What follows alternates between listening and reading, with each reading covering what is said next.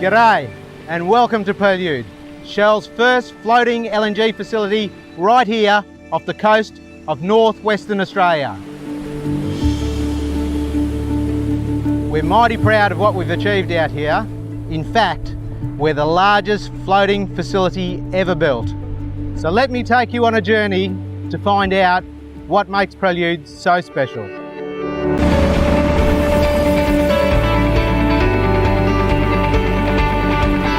We call this the Green Mile. It's where we process and liquefy the natural gas. We chill the gas so that it's minus 162 degrees, which liquefies it so we can send it anywhere in the world. These modules are designed to produce over 3.5 million tonnes of LNG each year, enough for a city as big as Hong Kong.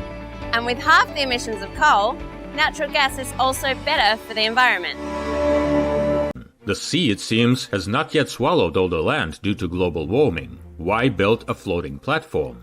The sea, of course, did not swallow the world, but it must be admitted that this giant was built not from a good life. What is an LNG plant? A classic one. It is an intermediate link between the complex for the production of natural gas and transports carrying this gas to customers. Since the gas itself is gaseous, it is pointless to fill it into tankers in such a state. The required amount simply doesn't fit. The LNG plant, obviously by its name, is engaged in the processing of fuel from a gaseous to a liquid state, significantly increasing its density and therefore the amount in the volume available to gas carriers. You'd think this is a success. You extract the gas, liquefy it, and load it onto ships. But times are changing. LNG plants like these are incredibly complex and expensive structures. If you have a gas field capable of producing a huge amount of blue fuel for several decades, go ahead. The problem is that the era of easy extraction of natural resources is coming to an end. Huge fields are becoming more and more rare. The newly discovered ones are either not so large or are located in places that are rather difficult for extraction and processing. Many of them are located at sea, and the creation of infrastructure with pipelines stretching from the seabed to the plant, tens or even hundreds of kilometers away, makes construction crazy expensive and difficult.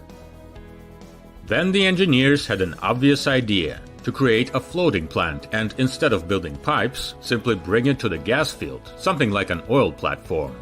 Plus, the plant can be made mobile and after depletion, moved to another location, rather than shutting it down, simply leaving the billion-dollar facility to be torn apart by time and corrosion. This would significantly reduce costs, making it profitable to mine in places where previously they tried not to meddle.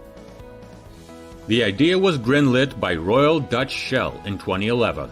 It was assumed that the plant would be able to arrive at offshore fields, extract and produce about 5.3 million tons of hydrocarbons.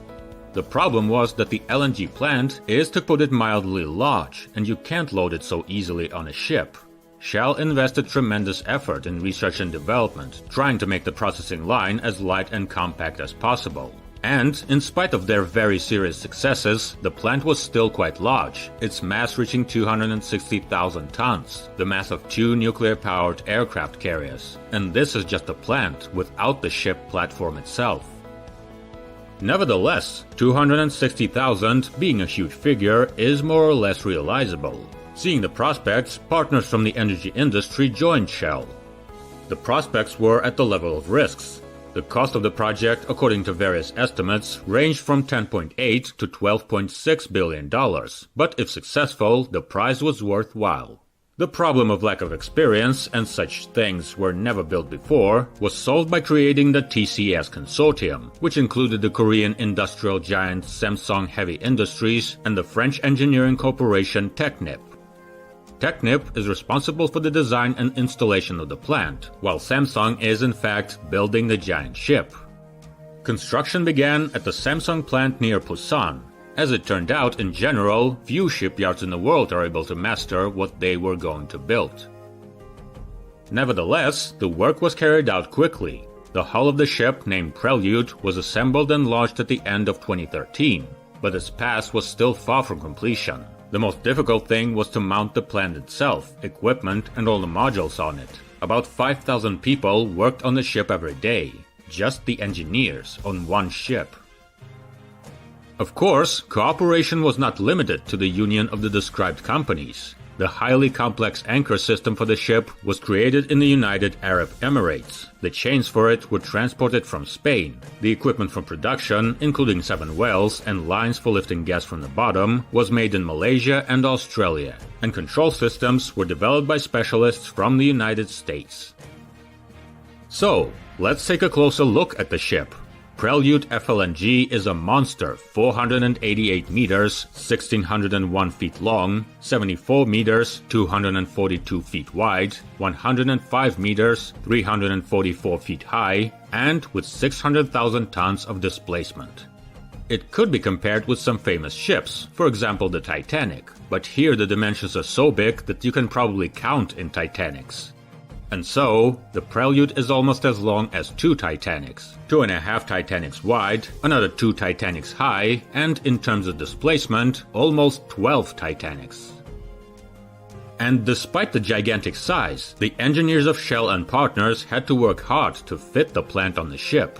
They succeeded. Prelude is equipped with a quite worthy gas liquefaction complex, which without much reduction in functionality, they managed to shrink by about 25% compared to the same plant on the ground.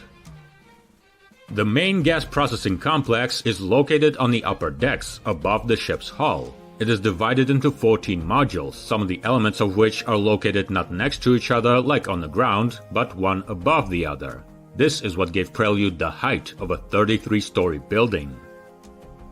The increase in compactness and reliability was facilitated by the new technology of the refrigerant, which in fact cools the gas for compression to minus 160 degrees Celsius. Also, for the sake of compactness, the pressure in the liquefaction complex was increased by about 30%.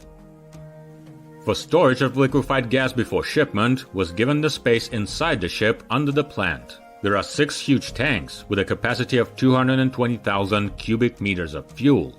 This is enough for the extraction, processing, storage, and unloading of fuel on gas carriers about once a week. Considering how much energy all this industrial beauty consumes, the sources must match. Generation at the Prelude is performed by a group of huge steam turbines, powered by 7 boilers and connected to 3 40-megawatt generators. Such a power plant, as well as the transition of the cooling system from air to water, reduced the size of the structure but increased the consumption of the vital fluid. About 50,000 tons of water are driven through the ship per hour. Again, the displacement of Titanic was 52,000 tons. The ship, of course, has propulsion. It is nevertheless not a barge. 3 6,700 horsepower Rolls-Royce USL 455 azimuth electric engines are responsible for movement and, more importantly, orientation. To fix the platform above the gas production plant, a complex anchor system is used, which at the bottom is connected not with the usual anchors but with powerful supports on driven piles that go 65 meters into the bottom. This is enough for Prelude to be able to maintain its position, even in the face of severe storms. After all, this is the sea, and it is not enough to rely on dimensions alone.